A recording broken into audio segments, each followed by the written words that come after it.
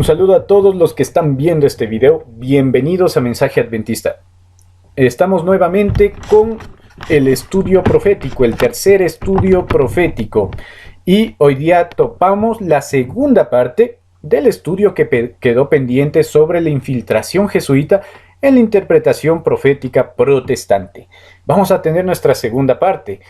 Si desean ver la primera parte, les voy a dejar el enlace en la descripción de este video, y también al final de este mismo video van a tener un enlace directo a la primera parte de este tema. ¿Sí? Entonces, vamos a continuar con la parte 2. Vimos en la parte 1 cómo la doctrina del futurismo y el preterismo se introdujeron dentro del mundo protestante mediante diversas personas claves que se encargaron de difundirlo. Vimos que las doctrinas de interpretación profética, futuristas y preteristas, tienen su origen en dos jesuitas, Luis de Alcázar y Ribera. Estos dos jesuitas ingeniaron estos métodos como una forma de sacar al papado de la escena profética y darle el protagonismo a otro tipo de poderes o personas o entidades. Entonces, hoy día vamos a hablar de los dos pilares, ¿sí? De los dos pilares del futurismo, que a su vez son las doctrinas que más acogida y más influencia han tenido en el mundo protestante actual. Tanto así que hoy en día es muy difícil encontrar a un protestante que no te hable en mayor o menor medida de estas dos creencias: el rapto secreto y el dispensacionalismo. Vamos a ver acerca de estas dos doctrinas que predica el futurismo y que hoy en día están mezcladas también con un poco de preterismo. Así que vamos ahí. El rapto secreto. El famoso rapto secreto que veíamos es la creencia de que Cristo va a venir en dos etapas. La primera etapa va a ser para raptar a su iglesia de este mundo y evitarles pasar por todos los 7 años de tribulación. Este rapto secreto nadie se va a dar cuenta, no solo los escogidos. Jesús viene en secreto y se lo lleva. Y curiosamente la Biblia dice que todo ojo lo verá, que viene en gloria y majestad, que viene en las nubes de los cielos, que es como relámpago que aparece por occidente y hasta oriente. Y bueno, hay una serie de descripciones que da la Biblia, ¿sí? El objetivo de este video no es contrarrestar bíblicamente la doctrina del rapto, pero más o menos para que tengan una idea. El rapto secreto es una doctrina totalmente antibíblica. Inclusive hay un texto que dice que Dios no hace nada en secreto. Dios no es un Dios de secretos, no es un Dios de misterios. Ese es Satanás. Sin embargo, la doctrina del rapto secreto ha logrado tener mucha acogida y mucho éxito en el mundo protestante. Antes del siglo XIX, el término rapto secreto era desconocido en el mundo cristiano. Nadie hablaba de ello. Ninguno de los reformadores protestantes lo refirió. No fue sino hasta el siglo XVIII, a través de otro jesuita, que esta doctrina empezó a desarrollarse. Aquí entra en escena un nuevo personaje, Emmanuel Lacunza. Lacunza edificó sobre las enseñanzas de Ribera y él escribió el libro La venida del Mesías en gloria y majestad. ¿Sí? Lacunza, otro jesuita, que por qué no nos sorprende, ¿no?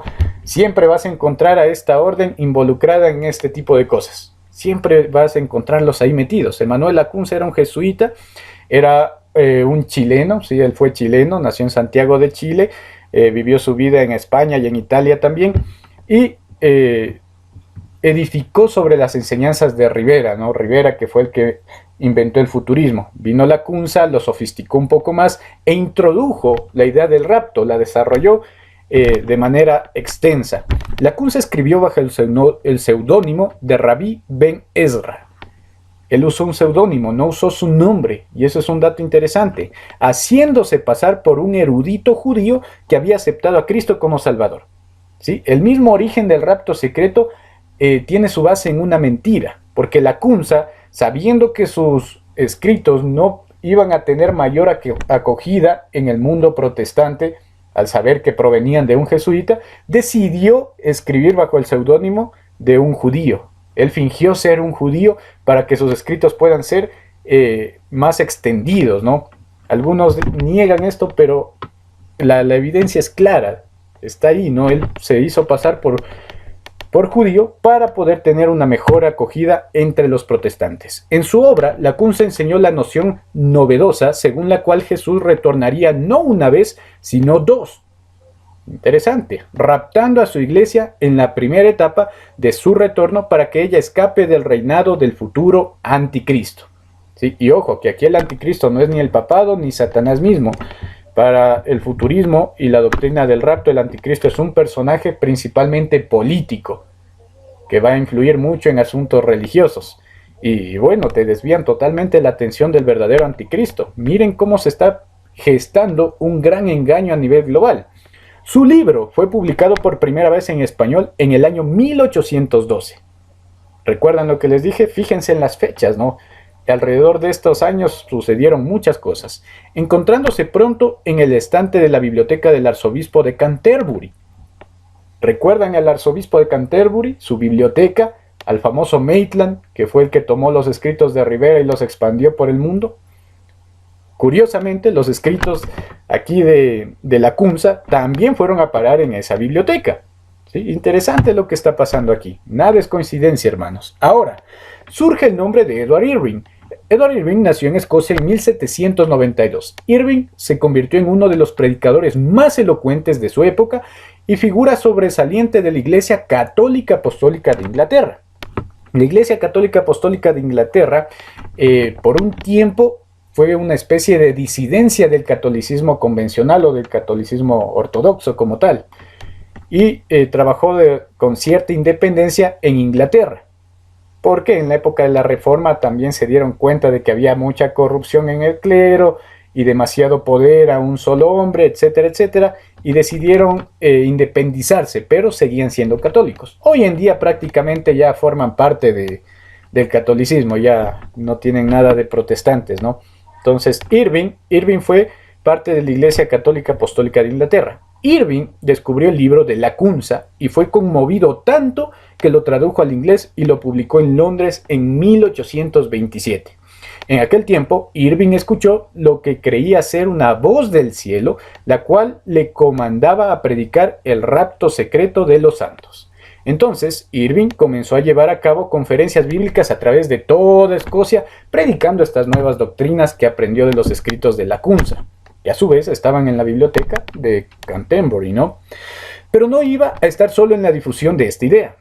John Darby, aquí aparece nuevamente, miren, aquí se cruza John Darby. En el tema anterior ya hablamos acerca de John Darby. Nuevamente lo vemos aquí cruzándose en la historia de Irving. John Darby fue un cura de la Iglesia Católica y cofundador de los Hermanos de Plymouth. Los Hermanos de Plymouth fueron una disidencia de los anglicanos, ¿sí? Que decían que el anglicanismo se había vuelto tan ritual y tan totalitario como la Iglesia Católica. Entonces se dividieron de ellos, ¿no? Y se llamaron los Hermanos de Plymouth. Darby fue uno de sus fundadores. Él, antes de fundar esta nueva iglesia, esta nueva religión, perteneció a la Iglesia Católica. Era un cura.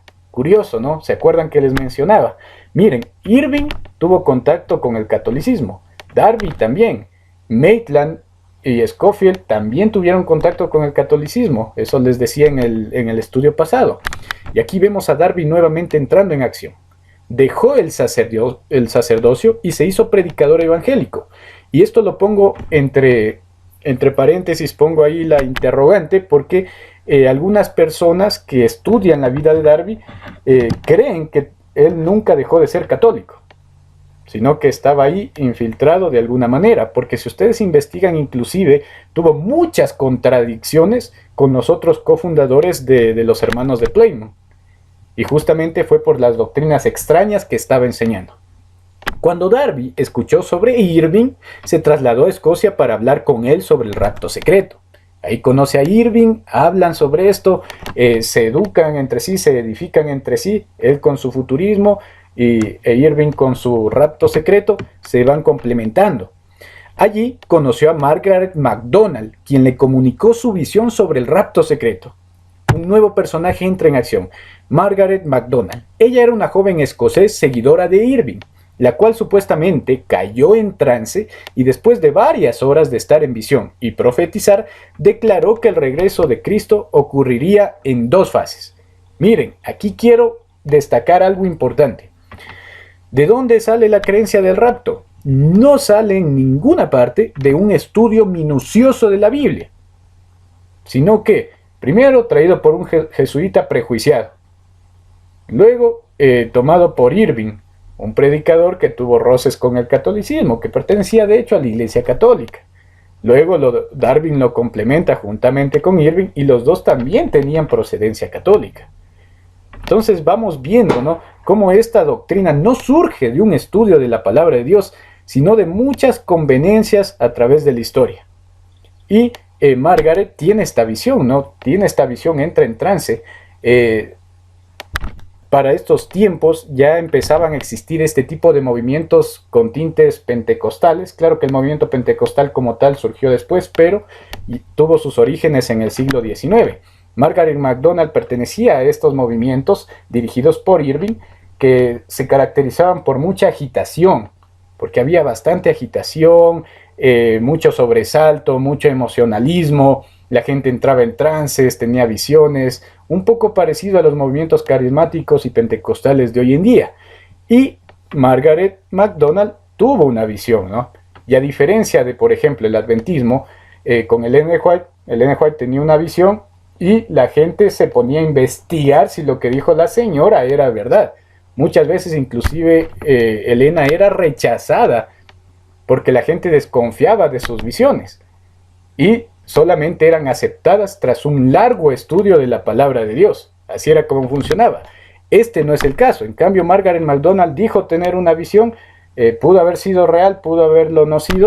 Satanás también actúa, pero no es que se pusieron a analizar esa visión, no a ver, ¿será verdad? ¿Qué dice la palabra de Dios? No, sino simplemente la aceptaron sin mayor examen.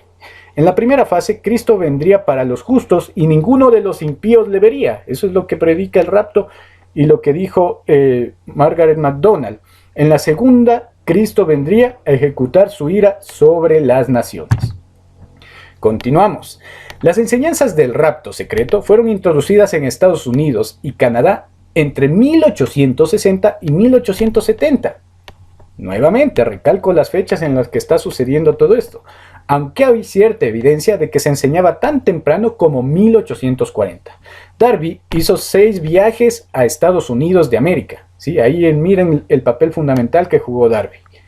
¿Sí? Darby ya se contactó con Irving, se contactó con Margaret MacDonald, entre ellos elaboraron la doctrina del rapto, le dieron forma, y luego Darby se encargó de expandirla masivamente. Viajó inclusive a Estados Unidos, tal como lo acabamos de ver, para predicar esta nueva enseñanza. El otro factor decisivo fue la aparición de la Biblia de Scofield, que influenciado por Darby, introdujo la doctrina aún hasta los círculos académicos. Y esto ya lo vimos la vez pasada, no vamos a detenernos mucho en ello. El dispensacionalismo. Entonces ahí está el rapto, así fue como entró, así fue como se llegó a infiltrar en el mundo protestante. Ahora, el dispensacionalismo. Esta también es una enseñanza que ha hecho mucho mal a las iglesias cristianas. Del dispensacionalismo viene, por ejemplo, para que tengan una idea de lo que es, del dispensacionalismo se desprende aquella frase que dice: ahora estamos bajo la gracia, ya no bajo la ley. Creo que todos hemos escuchado eso. ¿De dónde salió eso? Del dispensacionalismo, que está basado en doctrina futurista, que a su vez son enseñanzas jesuitas, como ya hemos visto. Es una doctrina que divide la historia del mundo en eras o épocas, donde Dios interviene de forma especial con la humanidad. La salvación es por fe, pero Dios prueba la fidelidad humana por medios tales como la conciencia moral, la ley, la gracia o algún requerimiento especial.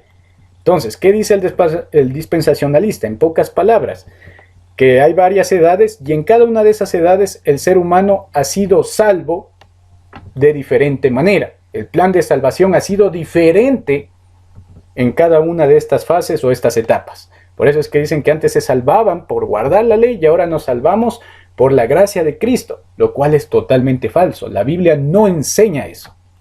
No le enseña para nada. Es más, Apocalipsis 14 nos dice clarito que un ángel tenía el evangelio eterno. ¿Qué significa que el evangelio sea eterno? Que existió desde siempre y existirá hasta siempre. Es decir, el Evangelio siempre ha sido el mismo. Los hombres siempre han sido salvos por gracia y mediante la fe, por ninguna otra razón. Hebreos desenvuelve, todo el libro de Hebreos desenvuelve ese tema de manera profunda y muy clara.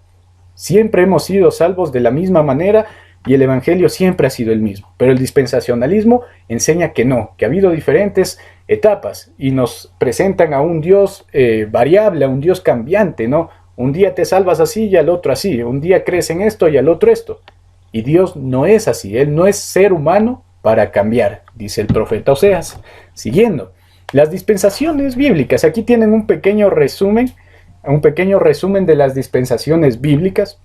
¿Sí? Son 7 periodos en los que ellos dividen la historia de la humanidad, la historia de la salvación, desde la eternidad pasada hasta la eternidad futura. Inocencia, conciencia, gobierno humano, promesa, ley, edad de la iglesia.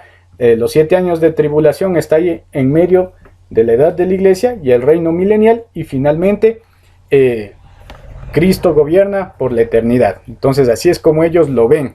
Claro que hay diferentes variantes, hay algunas ramas que enseñan de diferente manera, pero básicamente esta es la enseñanza de las dispensaciones. Ahora, esta doctrina termina diciendo que después del rapto vendrá la tribulación. Luego, el templo judío será restaurado en Jerusalén. Se construirá un tercer templo, es lo que enseñan ellos. Pero el anticristo vendrá y pondrá la abominación desoladora predicha por Daniel. Abominación desoladora. Para ellos es una profanación de un templo literal, de un templo físico. Pero sabemos que no es así. El Señor Jesús regresará de forma visible con su pueblo para pelear contra el anticristo en la batalla del Armagedón. Aquí también suele haber serias discrepancias entre algunas ramas de los que creen el rapto secreto y el dispensacionalismo, pero básicamente es así, ¿no? Ese es el orden de eventos que ellos predican. Mucho más sencillo, mucho más fácil, no hay que necesidad de estudiar tanto la Biblia ni la historia. Sí, entonces la gente lo ha aceptado con bastante facilidad. Errores doctrinales desprendidos de estas dos enseñanzas. Primero, las etapas del dispensacionalismo no están señaladas por la Biblia, sino que son arreglos subjetivos. Tranquilamente podríamos crear más etapas o menos etapas o cambiar de posición algunas de las etapas que enseña el dispensacionalismo, porque no son bíblicas, son solo arreglos subjetivos. Coloca a la gracia y a la ley en un plano de enemistad y nulidad de esta última.